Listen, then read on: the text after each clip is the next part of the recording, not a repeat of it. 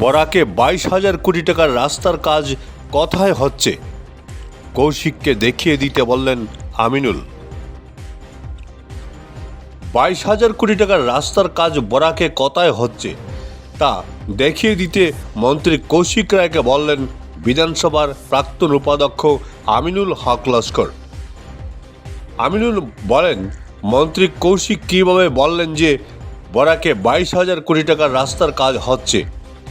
এখানে কি ভারতমালার কাজকেও যুক্ত করা হয়েছে?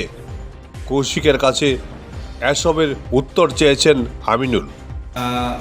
আসাম সরকারে নতুন একটা দপ্তর বিভাগ দিয়েছে, যেটা বরাক উপত্যকার উন্নয়ন দপ্তর। আর বরাক উপত্যকার উন্নয়ন বিভাগে প্রথম পূর্ণমন্ত্রী হয়েছেন আমাদের বরাক উপত্যকার এক সুসন্তান কৌশিক রায়, লক্ষ্মীপুরের বিধায়ক। আর উনি হয়েছেন, আমরা খুশি হয়েছি যে আমরা বরাক উপত্যকার উন্নয়ন নিয়ে কোনো সরকারে হয়তো চিন্তা করতেছে। কিন্তু মন্ত্রী বলেছেন একটা গত কয়েকদিন আগে সুনাইতে একটা সাংবাদিক সম্মেলনে যে বরাক উপত্যকায় প্রায় 22,000 কোটি টাকার কাজ চলছে, যেখানে ওই বিভাগে এখনও কোনো বাজেট বরাদ্দ হয়নি। আমাদের বিত্তমন্ত্রী কয়েকদিন আগে এসেছিলেন শিলচরে। উনি সাংবাদিক সম্মেলনে বলেছেন আগামী বাজেট সেশনে বরাক উপত্যকার উন্নয়নের জন্য বাজেট ধরা হবে, যেখানে বাজেটও ধরা হয়নি। এখানে বর্তমান যে কাজ চলতেছে 22,000 কোটি টাকা, যে 22,000 কোটি টাকার যদি কাজ চলে, তো আমাদের বরাক উপত্যকায় 15টা সমষ্টি আছে। যে 22,000 টাকা যদি কাজকে যদি আমরা ডিভাইড করি, তাহলে দেখা যাবে প্রত্যেকটা সমষ্টিতে প্রায় 1400 কোটি টাকার কাজ চলছে মন্ত্রীর কথা মতো। কিন্তু কোথায়? আমি সোনাই সমষ্টিতে তো 1400 কোটি টাকার কাজ দেখতেছি না। আমি তো শিলচর সমষ্টিতেও 1400 কোটি টাকার কাজ দেখতেছি না।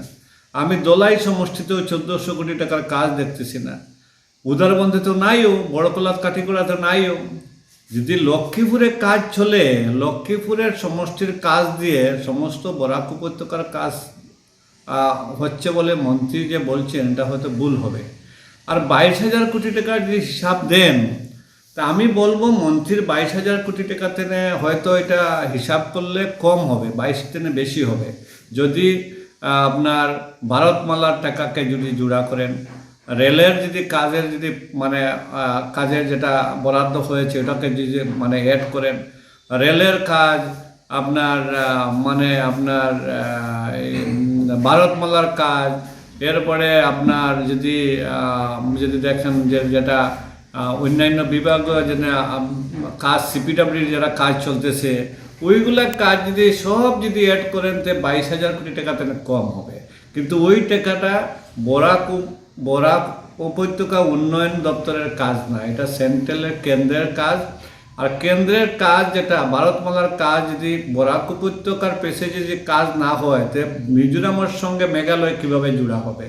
মিজোরামের সঙ্গে আমরা বরাক উপত্যকার সঙ্গে অন্যান্য প্রান্তরে কীরকম জোড়া হবে? এর জন্য এই কাজ নিয়ে মন্ত্রী যদি বলেন যে বরাক উপত্যকায় খুব বেশি কাজ হচ্ছে, তাহলে ভুল হবে। আগামীতে আমি বলবো মন্ত্রীকে যে আগামী বাজেটে ওনার ক্ষমতার বলে যদি আরও 22,000 কোটি টাকা বরাক উন্নয়নে যে আনতে পারেন, তাহলে ওনাকে আমরা ধন্যবাদ দিব।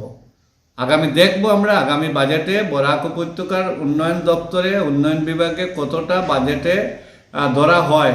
যদি 22,000 কোটি টাকা যদি বাজেট নিয়ে আসতে পারেন, তাহলে মন্ত্রীকে আমরা লাল গালিচা দিয়ে, লাল কার্পেট দিয়ে এয়ারপোর্ট থেকে আমরা গ্রহণ করব। আশা করি মন্ত্রী পারবেন।